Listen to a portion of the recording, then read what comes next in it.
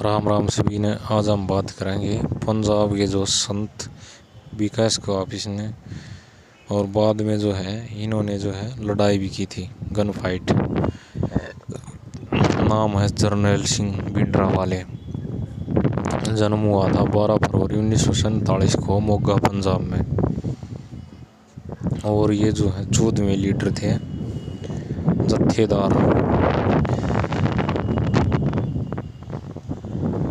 और एडवोकेट भी थे। ये आनंदपुर जो साहिब के जन्म हुआ था इनका मोगा पंजाब में और मृत्यु हुई थी अकाल तख्त अमृतसर पंजाब में 6 जून 1984 को। ये जो हमारे गए थे ब्लू स्टार ऑपरेशन में। और गुरुद्वारा जो ये चलाते थे, सिख धर्म से जो रिलेटेड थे ये। बाकी जो इनकी पूरी स्टोरी आपने बताऊंगे नीचे कमेंट बॉक्स में, जो है कमेंट भी करते रहिए, इनकी स्टोरी सुनते रहिए। राम राम सभी ने। आज हम बात करेंगे जर्नैल सिंह भिंडरावाले के बारे में, जो सिख संत से लेके खालसा चरमपंथी तक पहुंच गया था।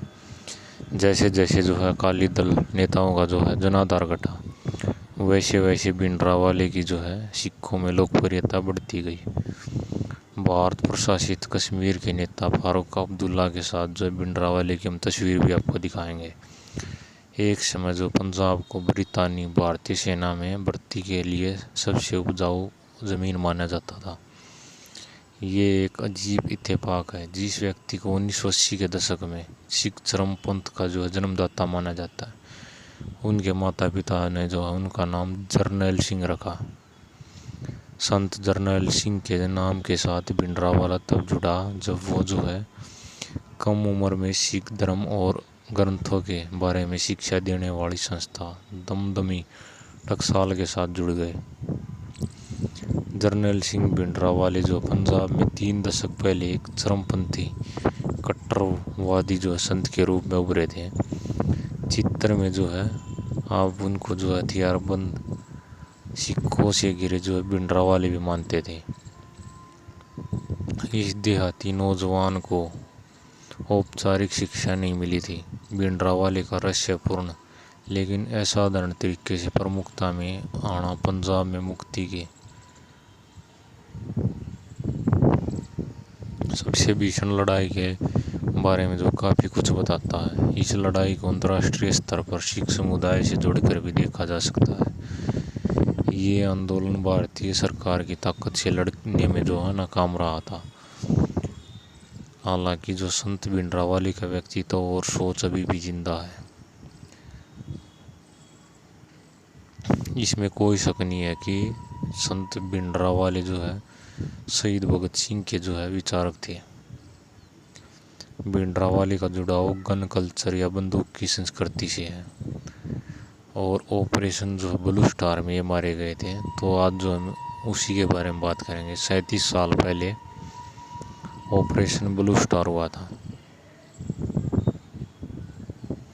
अपनी मृत्यु से कुछ समय पहले जो भिंडरावाले ने जिन 3 पत्रकारों से बात की थी, उनमें से एक थे BBC के मार्क टली, दूसरे थे टाइम्स ऑफ इंडिया के सुभाष किरपेकर और तीसरे थे मशहूर फोटोग्राफर रघु राय। CRPF ने जो है ऑपरेशन ब्लू स्टार शुरू होने से 4 दिन पहले यानी 1 जून को स्वर्ण मंदिर पर फायरिंग शुरू कर दी थी। 2 जून को जो है मार्क टली को भिंडरावाले से जो आखिरी मुलाकात हुई थी, उस वक्त वे जो है अकाल तख्त पर बैठे हुए थे। मार्क टली और सतीश जैकब अपनी किताब Amritsar Mrs Gandhi the last battle में लिखते हैं, जब मैंने भिंडरावाले से फायरिंग के बारे में पूछा तो उन्होंने जवाब दिया, फायरिंग की घटना बताती है कि सरकार स्वर्ण मंदिर का अपमान करने पर तुली है और वो सिखों और उनके रहने के तरीकों को बर्दाश्त नहीं कर सकती। अगर सरकार ने जो मंदिर में घुसने की कोशिश की तो उसका जो माकूल जवाब दिया जाएगा। वो इसके बाद लिखते हैं कि उस दिन भिंडरावाले सहज नहीं दिख रहे थे। जाहिर है कि वो तनाव में थे। आमतौर से वो इंटरव्यू देना पसंद करते थे, लेकिन उस दिन जो है ज़्यादा उखड़ गए थे और उन्होंने कहा कि आप लोग जल्दी कीजिए, मुझे और भी जो ज़रूरी काम करने हैं। टाइम्स ऑफ इंडिया के सुभाष किरपेकर अकेले पत्रकार थे जो सेना के स्वर्ण मंदिर को घेर लेने के बाद जो है जर्नैल सिंह भिंडरावाले से मिले थे। तब भी जर्नैल सिंह का मानना था कि सेना मंदिर के अंदर नहीं घुसेगी। किरपेकर ऑपरेशन ब्लू स्टार के बाद छपी किताब द पंजाब स्टोरी में जो लिखते हैं, मैंने भिंडरावाले से पूछा, क्या आप सेना के सामने आपके लड़ाके कम नहीं पड़ जाएंगे? उसके पास बेहतर हथियार भी। भिंडरावाले ने तुरंत जवाब दिया था, भेड़ें हमेशा शेरों से ज़्यादा संख्या में होती हैं, लेकिन एक शेर 1000 भेड़ों का सामना कर सकता है। जब शेर सोता है तो चिड़िया चहचहाती हैं, लेकिन जब वो उठता तो चिड़ियाएँ उड़ जाती हैं। राह ने भी जो है भिंडरावाले के जो है अपहरण की योजना बनाई थी। जब उनसे पूछा गया कि उनको मौत से डर नहीं लगता तो उन्होंने कहा था, कोई सिख अगर मौत से डरे तो वो सच्चा सिख नहीं होता।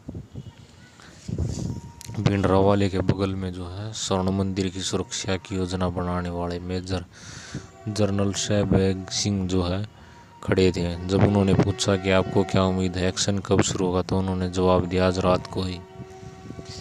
मशहूर फोटोग्राफर रघु राय ने बताया कि वो भिंडरावाले से उनकी मौत से एक दिन पहले मिले थे। रघु राय ने कहा, उन्होंने मुझसे बहुत कुछ पूछा था। मैंने कहा, पाजी मैं आपसे मिलने आया हूँ, मैं तो आता ही रहता हूँ। तो उन्होंने कहा, अब क्यों आया है तू? तो मैंने जवाब दिया, देखने के लिए आप कैसे हैं। मैं देख सकता था उनकी आंखें जो लाल थी और गुस्सा उनको काफ़ी ज़्यादा था।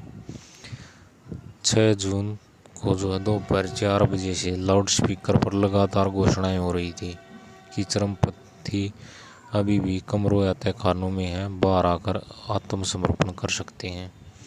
लेकिन तब तक जो है भिंडरावाले का कोई पता नहीं था।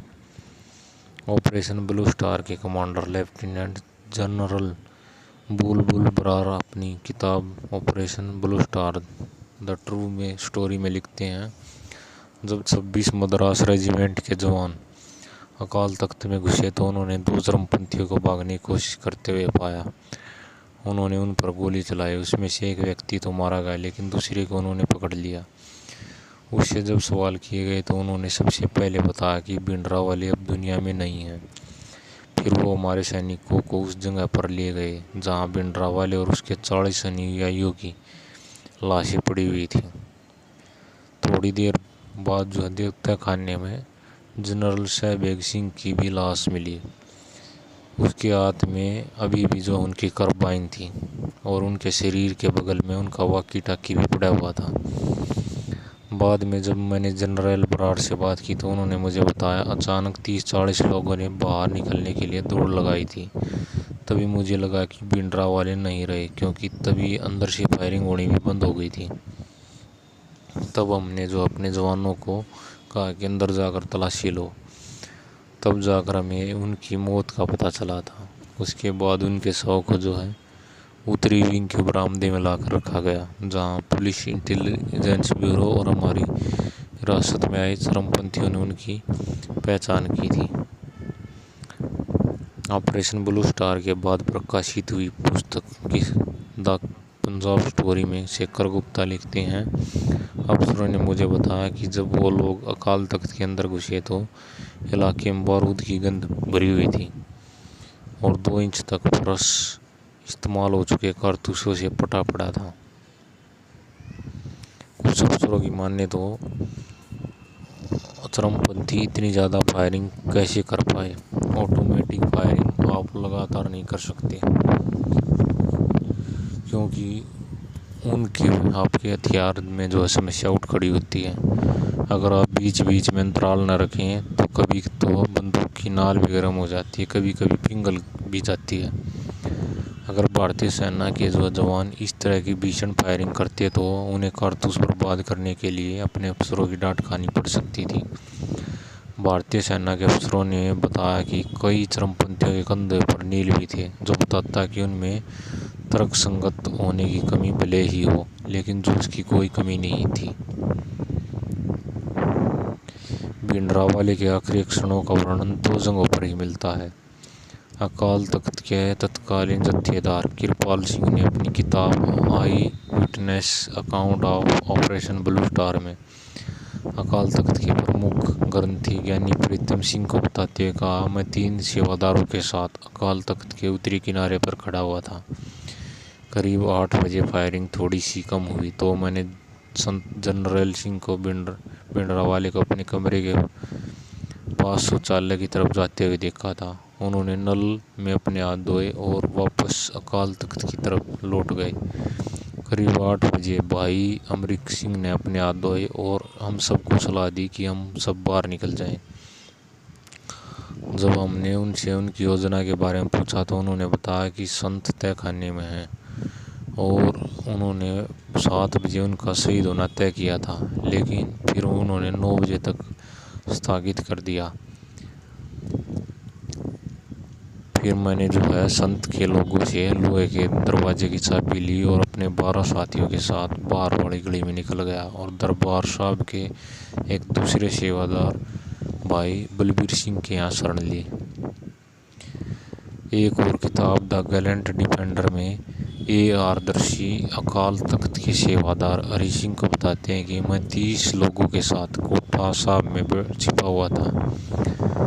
6 जून को करीब 7 बजे भाई अमरीक सिंह वहाँ आए और उन्होंने हमें कोठा साहब छोड़ दिए क्योंकि सेना के लाए गए टैंकों का मुकाबला नहीं किया जा सकता था। कुछ मिनटों बाद संत भिंडरावाले अपने 50 समर्थकों के साथ कमरे में दाखिल हुए।